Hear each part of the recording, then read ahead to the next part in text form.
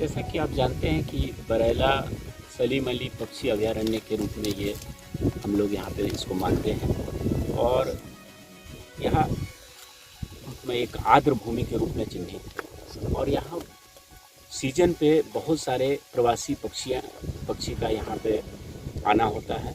और इस दृष्टिकोण से ये एक बहुत ही अच्छा पर्यटक स्थल के रूप में ये डेवलप किया जा सकता है। ऐसे परिप्रेक्ष्य में माननीय मुख्यमंत्री जी के द्वारा इनका 2006 में 2010 में और फिर प्रगति यात्रा के क्रम में भी इसकी समीक्षा की गई कि इसका क्या पर्यटन के दृष्टिकोण से और इन्वायरमेंटल दृष्टिकोण से क्या हम लोग डेवलपमेंट कर सकते हैं। अभी मुख्य रूप से जो इस स्थल का परेशानी है वो ये है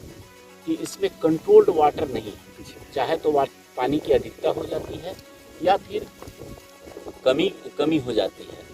तो इसमें देखा गया मुख्य रूप से कि इनलेट एंड आउटलेट इसका वाटर का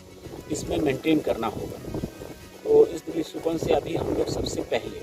लगभग 54 करोड़ रुपए की राशि अभी कैबिनेट के द्वारा स्वीकृत की गई है, जिसके द्वारा हम लोग इसमें जो पानी आता है और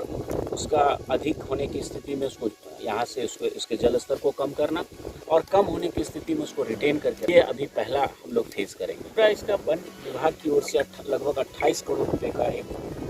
योजना सैंक्शन हुआ है, जिसके तहत हम लोग इस स्थल पर एक बड़ा सा पर्यटकों के लिए एक टावर बनाएंगे, जिस पर चढ़ करके वो लोग इस विहंगम दृश्य को देख सकते हैं। साथ ही नागरिक सुविधाएं भी दी जाएंगी, कार पार्किंग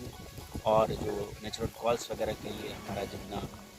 फैसिलिटीज़ है, कैंटीन है, ताकि लोग आकर के यहाँ पे थोड़ा एंजॉय भी कर सकें। तो ये सब अभी हम लोगों के इस प्रारंभिक रूप से लक्ष्य रखा गया है। साथ ही आप देख रहे हैं कि एक बार इसी तरीके से बाढ़ आने के कारण यहाँ पे बहुत सारा जंगली नरकट, जिसको कहते हैं स्थानीय भाषा में, वो पनप गया है। तो उसके लिए भी वन विभाग द्वारा 3 फेजेज़ में इसको हटाने का कार्य किया जाएगा, जिसमें कि पहले फेज़ में 100 हेक्टेयर, दूसरे फेज़ में 100 हेक्टेयर और तीसरे फेज़ में 200 हेक्टेयर को हम लोग कवर करेंगे, सो दैट कि अभी जो ये जंगली आपको घास वगैरह दिख रहा है वो ना दिखे और हम लोग यहाँ एक अच्छा पर्यटकों को एक देखने का चीज़ हम लोग दे सकें। यहाँ जो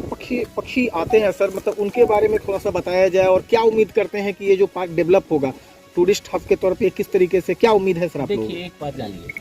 कि जो पर्यावरण से प्रेमी होते हैं और जो पक्षी प्रेमी होते हैं वही बता सकते हैं कि इसका महत्व क्या है। और दूसरा, एक स्टूडेंट जो इस पर रिसर्च कर रहा है, ये 3 दृष्टिकोण से इम्पोर्टेंट है। एक आर्द्र भूमि है और आप देख रहे हैं कि इसका रकबा कितना अधिक है और जिस तरीके से हम लोगों का पॉपुलेशन बढ़ता चला जा रहा है, आर्द्र भूमि को हम लोग विभिन्न कारणों से उसको जोत में ला रहे हैं या उसमें कोई संरचना बना दे रहे हैं, जबकि ये हमारे पर्यावरण संतुलन के लिए बहुत आवश्यक है। इसमें इतनी विशिष्टताएं हैं, इतने प्रकार के फ्लोरा एंड फाउनास के स्पीसीज हैं जो एक रिसर्च का विषय रहता है। दूसरा, कि यहाँ पे जो पक्षी आते हैं, इसका अभी इन्वेंटरी यहाँ पे होना है, बाकी कितने प्रकार के पक्षी और किस किस प्रकार के पक्षी और कहाँ से पक्षी आते हैं। तो ये न केवल एक पर्यटन के दृष्टिकोण से, बल्कि यहाँ पे रिसर्च करने वाले भी हमारे बहुत सारे साइंटिस्ट, बहुत सारे स्टूडेंट्स वगैरह यहाँ पे आना प्रारंभ करेंगे। कब तक तैयार होने की उम्मीद है सर? इसको कैबिनेट से हम लोगों का अप्रूवल मिल गया है, तो इनलेट एंड आउटलेट का तो हम लोग तुरंत काम प्रारंभ करेंगे और साथ ही वन विभाग द्वारा जो 28 करोड़ का हमारा पब्लिक एमिनिटीज़ के लिए और टावर के लिए जो काम हो रहा है, उस पर भी तुरंत काम प्रारंभ होगा। आपको बेसिकली हम लोग यहाँ पे स्थानीय लोगों को ये संदेश भी देने के लिए आए हैं कि ये जो घोषणा हुई थी और ये जो भ्रमण हुआ था, अभी हम लोगों ने 2 फरवरी को हम लोगों ने विश्व आर्द्र दिवस भी यहाँ पे आकर के मनाया, वो केवल घोषणा भर नहीं है, बल्कि हम लोग उसको धरातल पर दिलाने का तुरंत काम शुरू करेंगे।